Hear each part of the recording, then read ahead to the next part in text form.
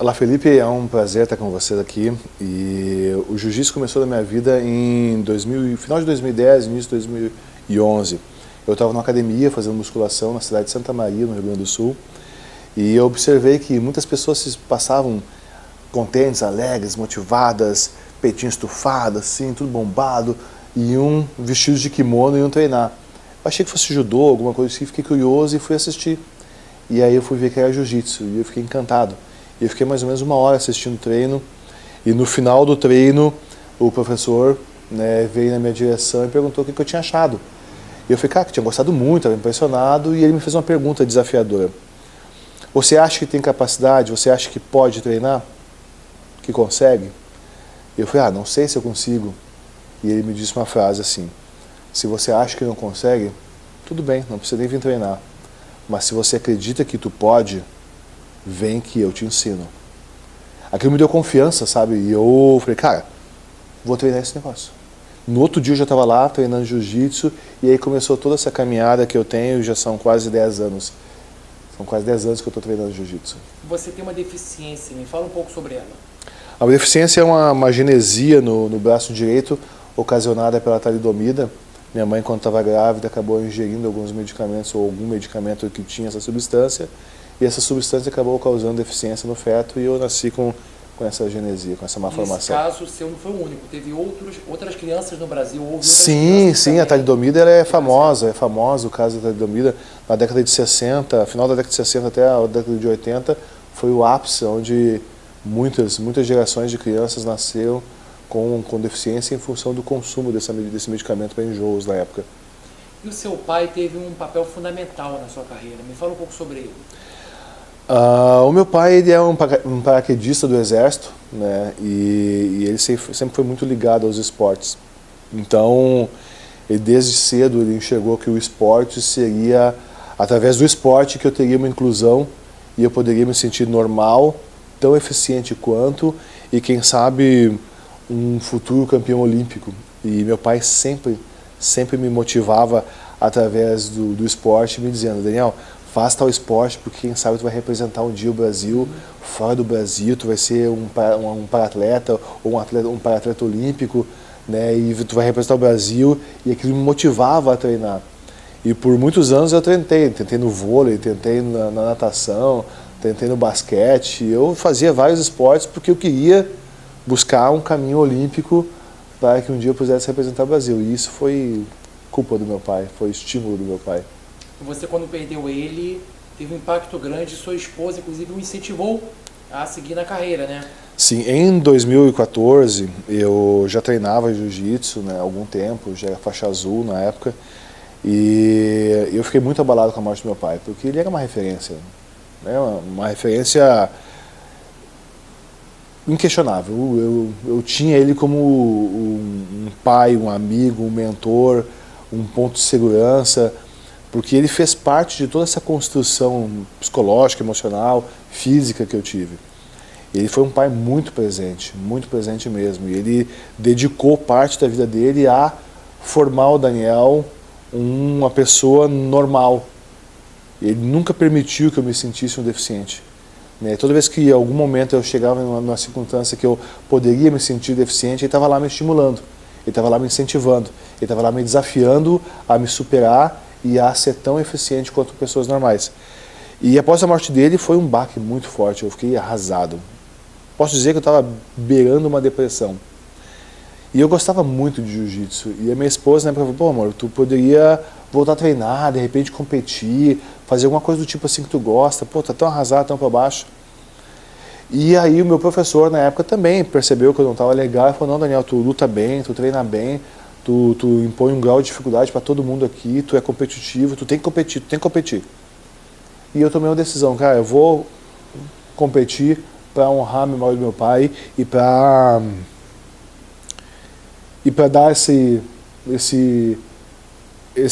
satisfação para ele. Apesar de não estar mais presente, eu preciso provar isso. E aí eu me inscrevi no Campeonato Goiano, eu morava em Goiânia na época, eu me inscrevi no Campeonato Goiano e eu fui campeão goiano. Antes da gente falar das suas vitórias, tem alguma história do seu pai que você se lembre, assim, desse estímulo? você contou? Cara, são muitas histórias, eu posso contar duas. Né? A primeira que foi assim, quando eu era adolescente, começando a minha adolescência, eu comecei a sentir os impactos que a escola causou em mim. Porque eu vivia numa bolha social da minha família. Família estruturada, respeitada pelos irmãos, meu pai me tratava super bem, minha mãe, família, todo mundo me tratava com normalidade, o pessoal da igreja que eu frequentava, todo mundo era legal comigo, ninguém causava discriminação, nada. Mas na escola a gente é diferente e a escola e as crianças geralmente costumam ser cruéis com os diferentes. E aí eu comecei a sofrer e eu vim numa decadência de comportamento. De uma criança feliz, alegre, eu comecei a decair. E meu pai percebeu isso. E um dia ele tomou a decisão. Eu teria que deixar... Ele tomou uma decisão por mim, na verdade. Eu estava numa encruzilhada. Ou eu ia me tornar uma vítima da sociedade, ou eu voltaria a ser um protagonista da minha vida. É bem isso. Vítima ou protagonista. E meu pai decidiu que ele queria me tornar um protagonista da minha vida. E ele foi então que ele tirou as camas de casa. Um dia eu cheguei no meu quarto, depois da escola, e não tinha a cama minha e do meu irmão, uma do lado da outra. Tinha uma beliche. E ele falou, a partir de hoje o Josias, que é meu irmão, dorme na parte de baixo e tu, Daniel, dorme em cima. Só que eu acreditava que eu não conseguiria subir na beliche. Porque eu teria que ajeitar, usar o braço e tudo mais. Mas aquilo foi a primeira coisa que eu tive que me desafiar. Por medo até do meu pai me corrigir na época, mas eu tive que me desafiar. E quando eu subi na beliche, a sensação foi muito boa. Parece uma bobagem, mas para uma criança entrando na adolescência, essa primeira âncora de superação, essa primeira âncora de sensação de que eu posso, foi incrível. Porque ali desencadeou um desejo de, pai, eu quero aprender outras coisas. E aí foi quando eu decidi aprender, meu pai, eu quero nadar, eu quero aprender a nadar. Porque eu me lembro que a gente ia no rio, ia nos lugares, meu irmão nadava já, todo mundo nadava e eu ficava meio distante. E aí foi quando o pai me ensinou a nadar. E não foi métodos muito ortodoxos, né? Mas eu lembro de quando meu pai estava me ensinando no rio a nadar, eu via minha mãe chorando na beira do rio, mas ela não desautorizava no método do meu pai. E eu confiava no meu pai. Porque eu tinha amor dele, eu tinha estímulo dele, eu tinha tudo dele, e eu confiava, por mais que eu aprendi a nadar de uma forma não ortodoxa, que ele me jogava no rio, e quando eu estava meio me afogando, ele voltava, ó, tá nadando errado, faz assim, assim, assim, e aí me jogava de novo, e na terceira vez eu saí nadando, aquilo me marcou, porque eu falei, cara, eu consigo. Depois eu chegava em casa, tinha uma piscina em casa, eu amarrava uma corda na minha cintura, amarrava na escada da piscina e ficava lá 20, 30, 40 minutos nadando, ao ponto que quando eu voltava para o clube, eu voltava para o rio, eu nadava tão rápido quanto as pessoas normais, quanto os guris normais. Quero falar agora e aquilo elevou minha autoestima. Quero falar agora sobre suas vitórias. Tem aqui algumas medalhas. Primeiro foi de Goiás, né? Você me disse que é o mais representativo. Mostra um pouquinho sobre o que representa essa medalha para você. Cara, essa medalha aqui representa o que eu queria provar para meu pai. Porque eu me lembro quando eu cheguei nessa competição, eu tive um impulso de procurar o meu pai na arquibancada. Ele ainda era vivo nessa época? Não, ele já tinha morrido. Fazia pouco tempo. Porque em tudo que eu fazia, meu pai assistia. Estava lá me estimulando, né, prestigiando ou participando. E no meu primeiro torneio de jiu-jitsu, ele não estava lá. E eu tive esse impulso. E quando eu me dei por conta que ele não estava, eu falei, bom, eu vou dar meu melhor aqui. Eu vou dar o meu melhor. E esse aqui é o resultado. Eu lutei contra pessoas sem deficiência. Eu lutei contra atletas maiores do que eu. Mas eu fui campeão. Então essa medalha aqui, ela tem um peso muito forte para mim. E você também competiu em Abu Dhabi e venceu, né? Me fala um pouquinho sobre essa competição internacional. Como é que partiu o convite? Me emocionei aqui. Eu falei que eu ia ter dificuldade de contar essa parte da história.